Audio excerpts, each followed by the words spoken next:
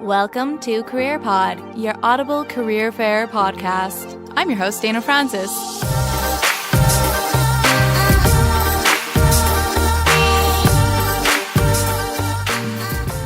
I knew as soon as I started brainstorming for this show that I needed to track down someone that actually works in the music industry. Call me a bit of a Debbie Downer, but I wanted the real story because I know it's not all sunshine, rainbows, lollipops, and record deals.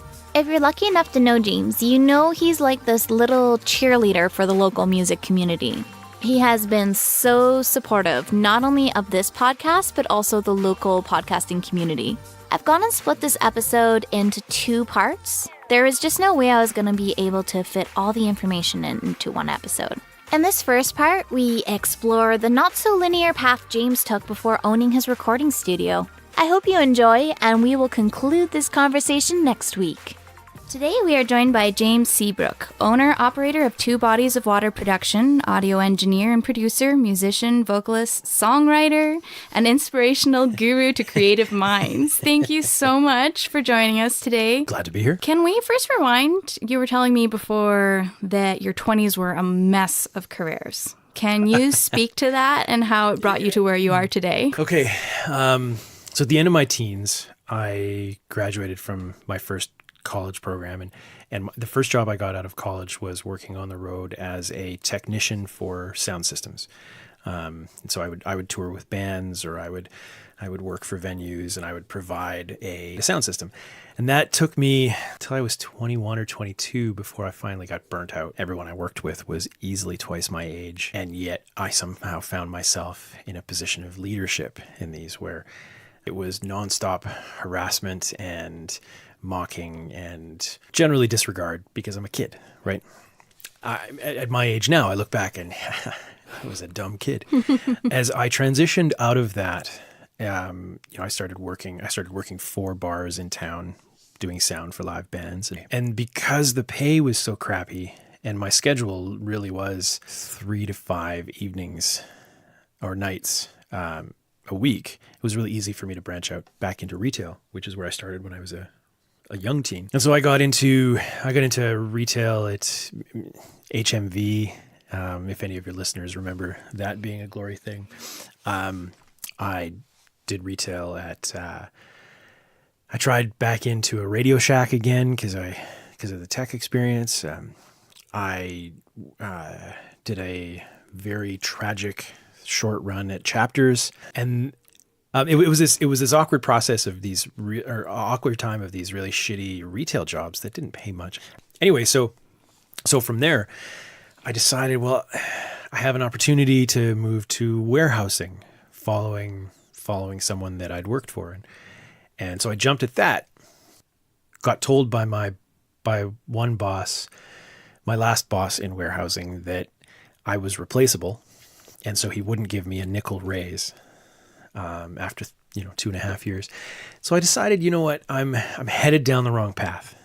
I don't enjoy this a ton. And so I decided that now was the time to go back to school.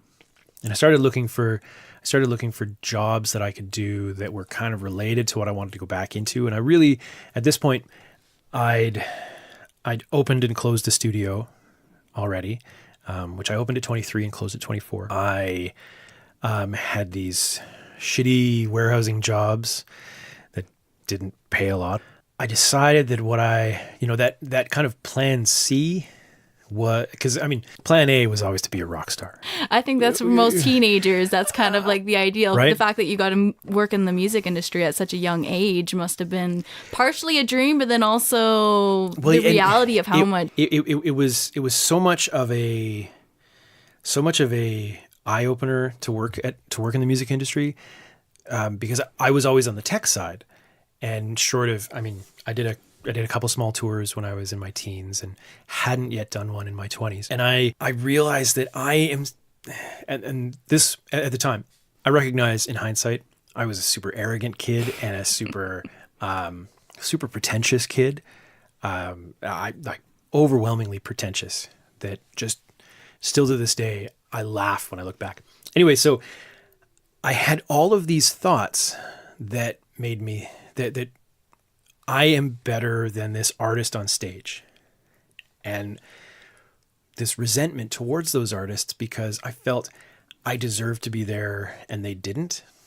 And of course, hindsight is king. All that resentment and failure led me to plan C, which was I want to be a paramedic. And so I did. I got myself a job working with child services adjacent, working frontline with kids in a group home. And that was the thing that allowed me to leave warehousing, and because it's kind of healthcare related, and move into this paramedicine. And I did I did my EMR, did a couple tours on ambulances, realized how much I hated it. And not that I hated it, but it was a lifestyle. Like it was being a paramedic, being an emergency responder is a lifestyle that at the time I wasn't willing to accept. I wasn't willing to sacrifice my quote unquote life for my job. The job was always supposed to be secondary. And so that, I don't know, that lasted about a year, and I didn't enjoy it. Started looking around at what are alternatives to this that are similar, but not that, something where I can have more life back. And through conversations with some family, the idea of becoming a nurse was brought up, and it was one of those things that instantly I thought, yeah, that makes so much sense. I don't like doctors, but nurses are always awesome. It didn't even occur to me that it was a female-dominated job. That definitely occurred to me later as I started doing classes, but it seemed like this is the thing where I should go. I had to upgrade school, and I had to go through the application process to get into the University of Alberta in their program. And I eventually did. It took me a year and a half to go through the upgrades and get accepted. And then I did get accepted. Took a whole bunch of student loans to help pay for stuff. Kept working full time at the group home, and just really put everything into it. And then the school came about, the actual doing the schoolwork, and it was the wrong type of learning system for me. I was a 27-year-old who'd been out of school for 9 years at this point, and had developed all of these lazy after work habits that I would go to school and I'd be super focused and I'd be super engaged and I'd be super involved, and I'd take notes and I'd really pay attention and I'd try to absorb as much as I can, and then I'd go home and fall asleep on the couch. And very little homework would get done. Very little extra studying or, knowledge improvement or all that stuff. And that contributed to me having a piss poor grade point average that by the end of my second semester got me thrown out. And so that was the end of my nursing career. Still working in the group home, which led to me working in an after-school program as I got tired of the group home. So I think I put in 5 years into the group home, which was awesome. One of the most emotionally rewarding and emotionally stressful jobs I've ever had. But it led me to an after-school program, and then where did I go after that? Oh, and I got a job at a radio station. And so I'm back into where I started my first program at NAIT, back into radio, and I started working for a radio station, and that ended my 30s. I think I got that job right before I turned 30. And so there, a whole mess of zigzags through stuff, all because I had this thing in the back of my head from my parents and my grandparents, and I'm past the resentment about them, but they were of the people. My grandparents especially grew up through the Great Depression, and get a good solid job. Don't do flights of fancy like pursue music or a career in music, and that's. It took me until I was 29 to realize that none of that matters. I need to do the thing that I am passionate about and willing to sacrifice for. rather than get a real job. Right. Well, I think every generation, it kind of boils down to that. Parents want the best for their children. Grandparents want the best for their grandchildren. You want to see people have stable jobs because, you know, the economy goes up and down. And we are very lucky to live in a society where if you work, you have a roof over your head. You have food in your belly. But, you know, there's a lot of places in the world that this isn't necessarily the norm. And the future is always uncertain. Well, and I look back at that time and where I am now, I would have been really proud and passionate to be a paramedic. I also would have been really proud and passionate to be a nurse. I also would have been really proud to be a warehouser full time. But because all of those things happened at a time in my life where I wanted something else and I was actively denying myself those feelings, none of them would have satisfied because I wanted to be doing something else. And so, I mean, so much of that comes down to timing too, right? But yeah, it was definitely a process that took me through my 20s to realize I'm just going to do the thing I want to do. And if that means I live very meagerly, I'm okay with that. Yeah. Back when you were a kid, was this kind of like the path you dreamed for yourself? You're like, I want it. Because I think there's so many kids out there, you know, in band. They're like, oh, I want to be on the drums. I want to be in a rock band. Like, obviously, this is the dream of quite a few. So is this the path you had envisioned for yourself as a child? Not at all. As a child, as a very young child, my father was a fireman. And so I wanted to be a fire truck. The truck itself? The truck itself. Okay. Because I mean, like Thomas the Train, there's got to be James the fire truck. It's because I wanted to be the fire truck that took my dad, the hero, to the scene. Right. That was that. I remember that very specifically. Through like 8 through 14, I wanted to be a pilot. And then at 15, I discovered guitar, and everything else fell away. But I of course, 15 through the end of high school, I wanted to be the rock star, but I also realized very quickly that I wasn't very good. You know, I was okay, but I wasn't good. And so I constantly looked for, you know, that career that, how do I get into the music industry?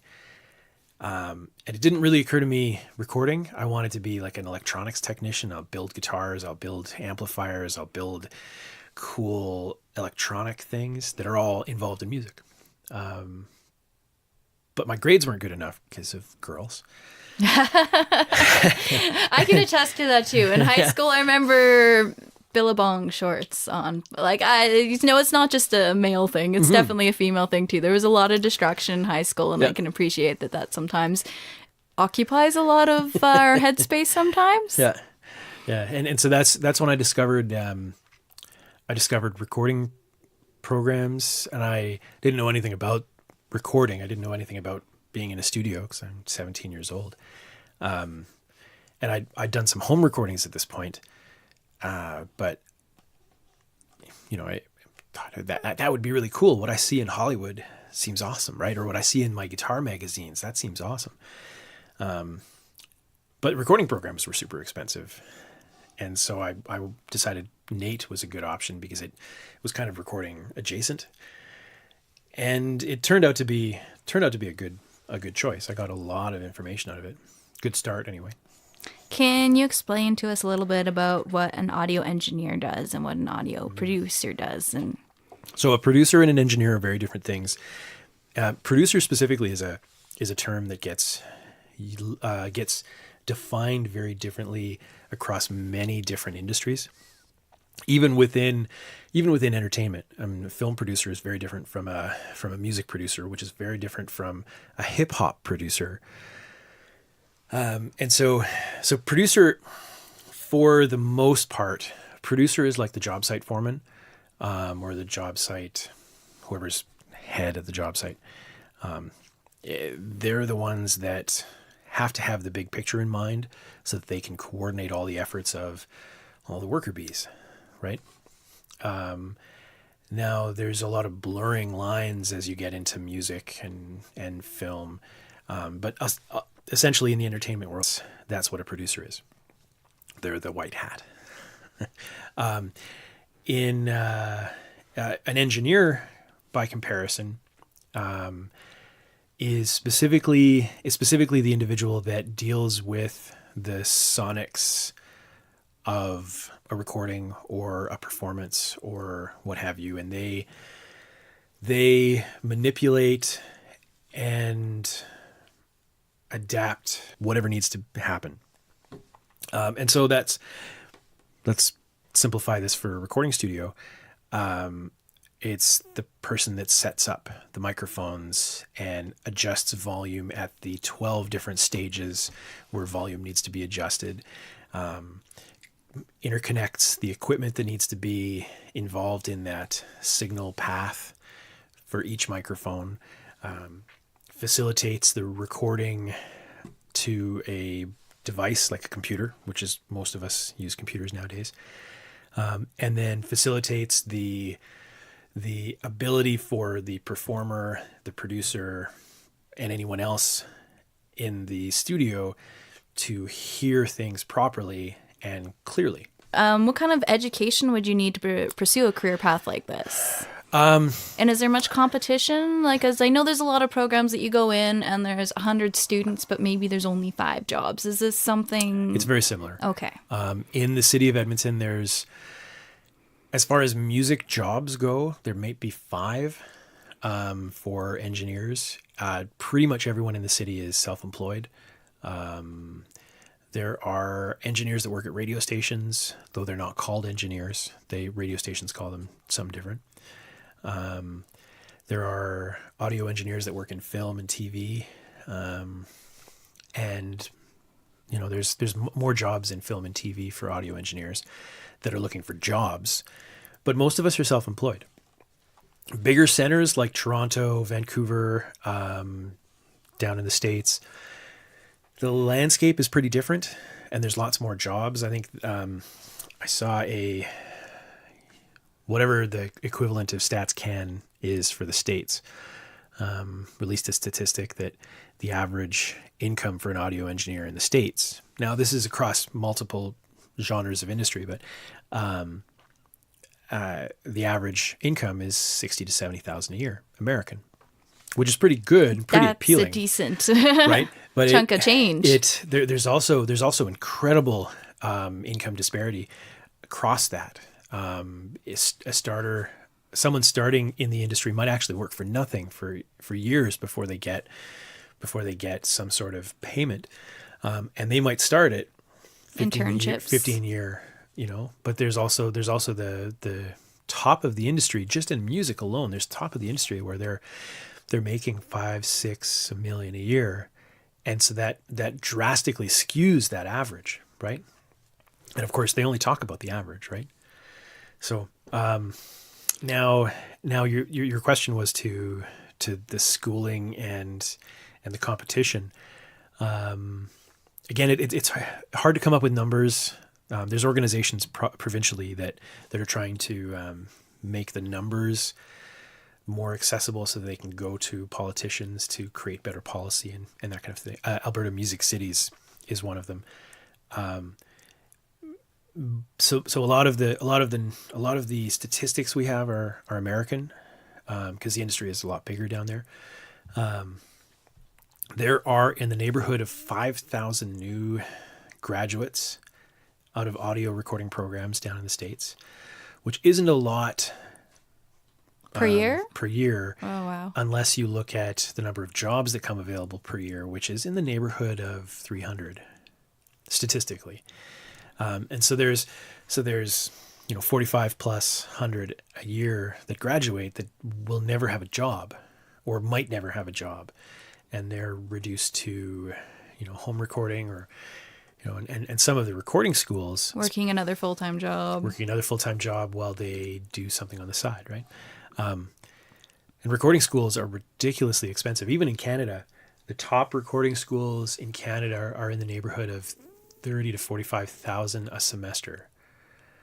Yeah, absolutely ridiculous by any scholastic measure. And it's kind of scary because once you get yourself into that level of student loans, like how do you repay that? Like, and then you have to start kind of entertaining other jobs, I think. That's Maybe right. ones that don't require as much education that you could get into more easily, like the trades, to help create that money so that you can actually not be in debt for the rest of your life and be in at home and go, oh, my student loan bill has come again. Exactly, right?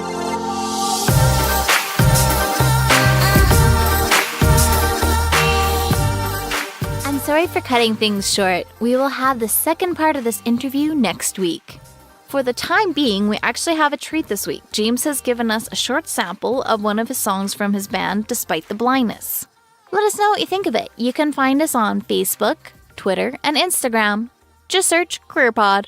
Thank you so much for joining us today. Till we meet again, stay passionately curious.